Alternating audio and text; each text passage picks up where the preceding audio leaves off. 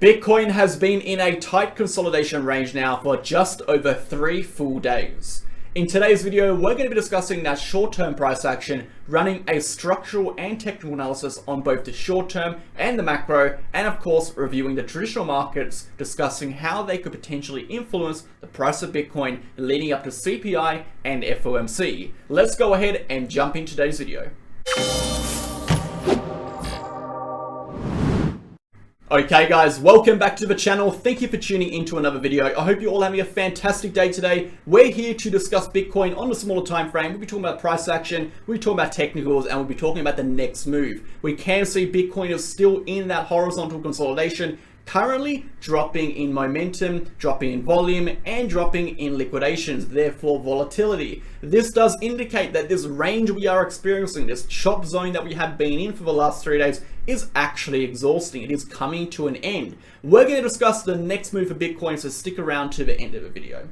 Now you can find us on Telegram if you are interested in updates, charts, videos, analysis, everything in between, news events and news releases. This will be the second link down below. If you are interested in trading, you can join our VIP channel. You'll find all the membership information in this post or in the pinned comments, and our trading track records, of course, are in there. We post trade signals of specific entries, targets and stop losses. Everything is detailed and analysis driven. You can also get access to our group chat if you are a VIP member. Now, before we get into it, smash the like button, hit the comment button, subscribe to the channel, leave any questions down below. I do check every single comment and I really do appreciate the comments, and some of the comments are really interesting. I do like to give you guys some good answers. So go ahead and leave a comment if you've got any questions. Without further ado, let's get into the market data. Bitcoin is down 3.32% for the month.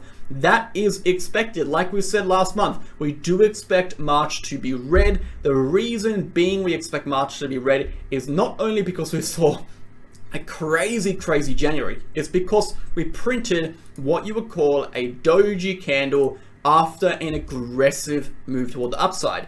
Generally, when we see doji candles print after massive moves towards the upside or downside, it suggests two things. It suggests exhaustion and indecision. These two things increase the probability for reversals, and thus there's an increased probability here on the macro chart that we are going to reverse just solely based on the candlesticks.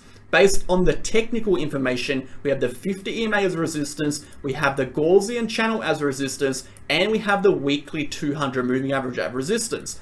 On a structural stance, we have a double top formation, therefore a 254-day horizontal resistance at this level as well. Adding all those things up, the probability for a rejection at 25k was very likely, and we did see quite a strong pullback since that 25k rejection of around 11%. So far so good. The price has done exactly as we've predicted, exactly as we've been talking about over the last couple of weeks. The question is now, will this continue? And that is what we're going to answer today. So moving on from there, volatility, guys, we're going to take a look at that. We're at 2.68% for the 30-day period, and we're at 2.6% for the 60-day period. Pretty much no change in the last 24 hours for both of those. And liquidations, guys, we can see liquidations did come down a staggering 65%, all the way down to 21 million, suggesting less and less volume is entering in this range, and therefore a move is likely. We can see still, guys, in the last day, there is still an absurd amount of chop going on, an absurd amount of liquidations happening still within this last day period. In the last 2 days, we can still see absurd amounts of liquidations occurring within this range. Again, these liquidations are starting to get smaller and smaller as less and less people are trading within this range. And again, that indicates exhaustion and depreciation and likely rejections in the price. Let's go ahead and talk about the broad market. So DXY has actually looking like it has broken down from an uptrending support. This could potentially result in a continuation downward. But that doesn't necessarily mean Bitcoin is going to go up. And I've talked about this a few times. Bitcoin is correlated to the broader markets by a degree of 0.7. In fact, to be specific, Bitcoin is a secondary correlated asset to the US dollar, meaning it is correlated to the US dollar via the stock market. You have stock market here, you got crypto here. Correlation between these two asset classes are 0.7 as a 0.7 correlation coefficient, okay? Generally, as systematic risk shifts, this line being systematic risk, okay, it changes the return on the risk return of these two assets, and they generally move in the same direction.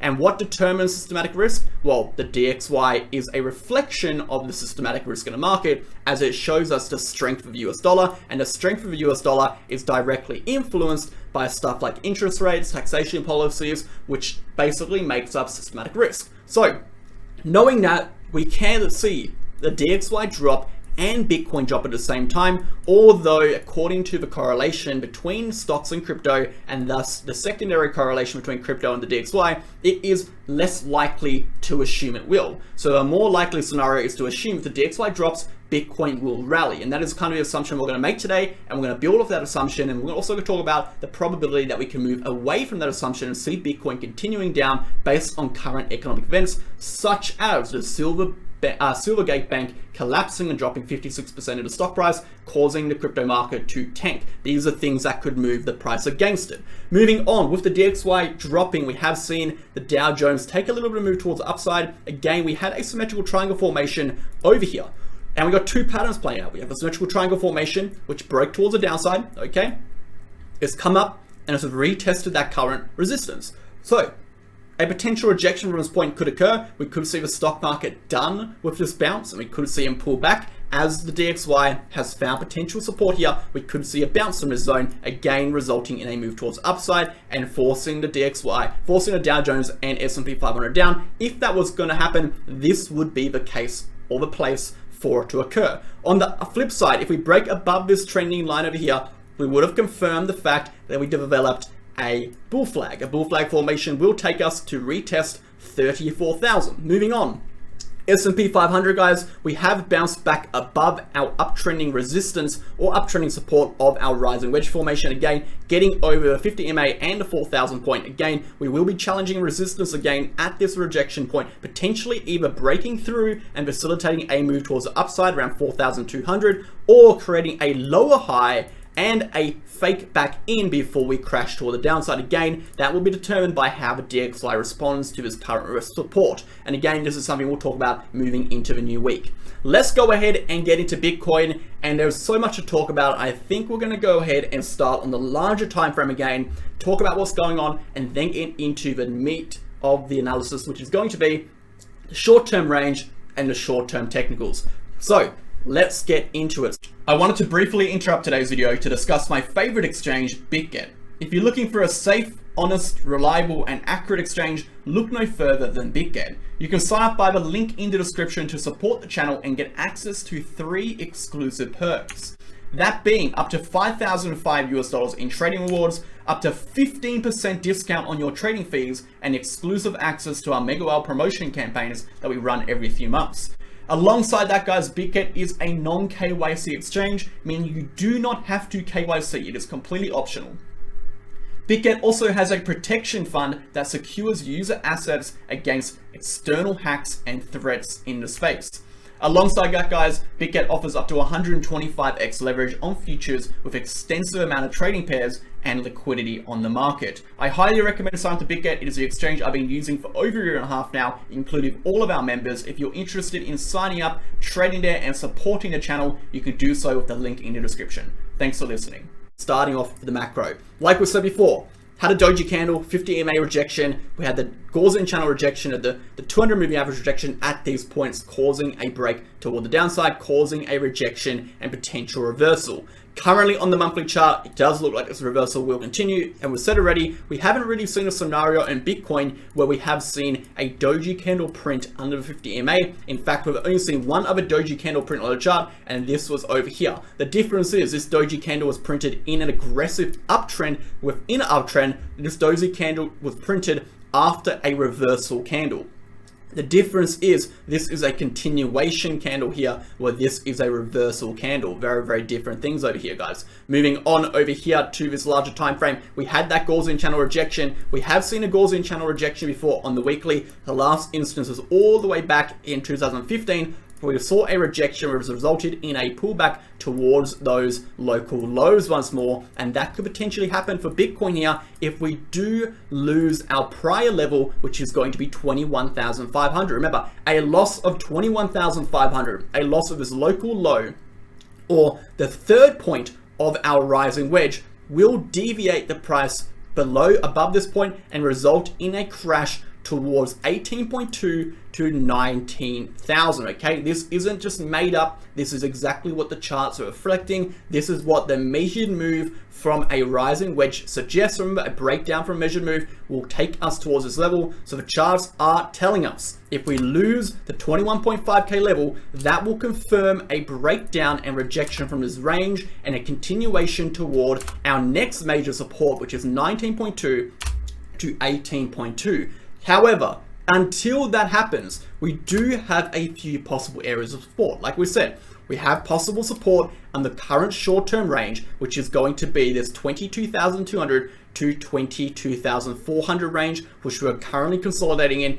And we're going to have support once more along this uptrending diagonal support, which goes ahead and spans across the date range from the 18th of January to the 13th of February. You can go ahead and draw that one across. So you can see that kind of pivots towards that 22,000 or that 22,000 point, meaning a loss of 22,000 will not only break down the horizontal consolidation, but also drop the price below a diagonal trigger point, which will facilitate a continuation toward the downside. Now, we can predict what is going to happen with the price before that happens on a smaller time frame. We'll get into that in a second. But like we said already, guys, if we do drop this level, we could see a continuation downwards.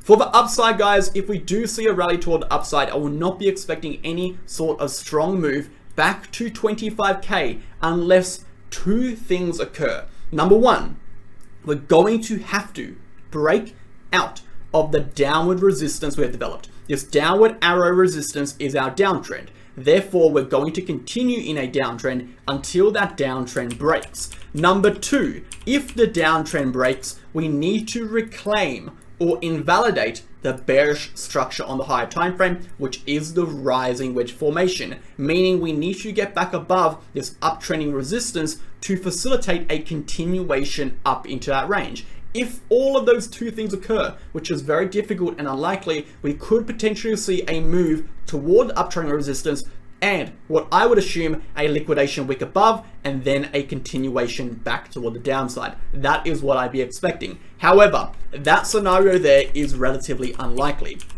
To predict the next move, we need to talk about the short-term price action. So let's go ahead and do that. What we can see here is a 1 hour chart. We can see a few things, and I want to point out the trigger zone. The trigger zone is going to be this diagonal uptrending support. This is going to be the level in which if we break a 1 hour close below, will facilitate a drop and loss of 22,200 and a retest of 22,000. The reason the retest of 22,000 is so important is because, going back to that macro chart, the 22,000 level is represented by this dotted uptrending line, a possible major bounce zone, or if we lose that line, a confirmation for a rejection back towards this area where we could potentially find support again or crash below. Again, the answer to what we do there is impossible to say right now. We have to analyze the charts once or if we end up seeing the price entering that range, and we'll do that when it comes. Okay, so moving on to the small time frame again, what we are seeing here for a confirmation of a breakdown, we're going to be waiting for an hourly candle below that will confirm it. But what we could do to confirm a breakdown or show us a good indication of the probability is if the RSI over here, we see this uptrending support on the RSI. If this trend line is lost, a breakdown of this trend line will happen before the price breaks this uptrending support. And therefore, it is going to indicate a negative shift or a shift from rising momentum, okay, rising momentum into decreasing momentum or negative momentum. Remember, it's quite complicated, the RSI, but it's also quite simple at the same time. What we have over here, we break up into a few parts. We have rising momentum, okay, we have dropping momentum, okay, we have rising momentum, we have dropping momentum. However, just because the momentum is dropping now, it doesn't mean the momentum is negative, because the overall trend of the momentum is positive. So what we have now is called weakening positive momentum. A loss of this trend here will result in negative momentum, and that shift between positive and negative is a leading indicator on what the price action is going to do, and therefore a break below this trend over here will be a leading indicator that the price is going to lose this range, and that is when you can take an early short before an hourly close if you have the risk tolerance to do so, for a target of 22k. So at the moment we are seeing decreasing momentum, we are seeing decreasing volume, we've seen decreasing volatility, we have seen multiple attempts to break upwards of this horizontal range, okay, where our resistance is sitting at around 22,400, 22,500 range. We've seen multiple attempts and every single attempt has failed. Currently on our chart, we are still underneath the 50 EMA and we are pushing below the smaller time frame moving averages. What this tells me right now is it tells me this range is weakening. From a technical standpoint, the probability for a breakdown and continuation towards these lower targets are increasing. We are seeing weakness, we are seeing the inability to break upwards even with this manipulation, and now we're even seeing volume dry off. We're having an increased probability of a breakdown from this range. So keep your eyes on that, guys. Let's go ahead and zoom out a little bit more over here to a 4-hour chart and see what is going on a 4-hour chart. So on a 4-hour chart, guys, you can see again, we are struggling within this range quite a fair bit. You can see a lot of wicks up towards the upside, again, failing to break up really anywhere past 22,400 on the 4-hour chart. We can see momentum is still negative on the 4-hour. This is negative momentum. We are underneath the 0 point. We have strengthening negative momentum, right? We are underneath the 0 and therefore we're negative, but we'll see momentum rising. Therefore we have strengthening momentum. So it is strengthening negative momentum whilst in a downtrend, and therefore the probability of a continuation downwards is likely. We do see the RSI is moving toward the downside again, suggesting our momentum is still negative on the 4-hour chart. Moving to a 12-hour chart, guys, we can see exactly the same thing showing up on our momentum indicators, and again with the RSI and the marker cipher B. Moving on over here, guys, on the 12-hour chart, if we go ahead and look at the VRPV, or our visible range volume profile on a larger time frame, let's go ahead and zoom out a little bit. We can see that we do run into quite a significant amount of support moving in from 21,800 downwards. So like we said already, the next viable target based on our volume ranges is going to be 21,800 to 21,500, represented by this area of support. It was a local low on the prior rally toward the upside. A loss of that level will result in a continuation into this gap down over here, okay? I'm going to keep the video there. I think I've gone ahead and answered everything. Make sure you are not trading too aggressively right now, as the price action, particularly on the smaller time frame, is still very choppy. The direction is still unclear with the amount of volatility, with the amount of manipulation going on and crazy long ass wicks. It really could go any way, but if we're looking from a data-driven perspective, there is an increased probability with the data we have available that a breakdown will eventually come from this, and the overall trend is very much now, according to the breakdown of the structure, according to our technical information and confirmation, according to our structural levels, according to this diagonal trend, we are very much in a downtrend. According to our technicals on a high time frame, we are very much in a downtrend. Actually, before we end up the video, just so everyone doesn't call me a perma-bear, because I'm absolutely not a perma-bear. If you've been watching the videos for any amount of time now, you would know that I bought Bitcoin at 18,000 on this wick, and I bought Bitcoin at 16,500 in this range. I even said if we broke out of this target, our first target was 25,000. I did, and still to this day, said that we were very bullish and we were going upwards. In fact, we longed this entire rally. We made hundreds and hundreds of percent. At this point here, I flipped bearish, and I've been bearish ever since. So do not confuse short-term bearishness or trend-based bearishness with overall bearish bias. You can have a short-term trend-based bearish if you're looking at the data, okay? That doesn't make you overall bearish bias. It's very important that you understand that people apply different narratives to different trends. If you're looking at an overall uptrend, a monthly chart just going up, within that monthly chart, you have pullbacks, okay?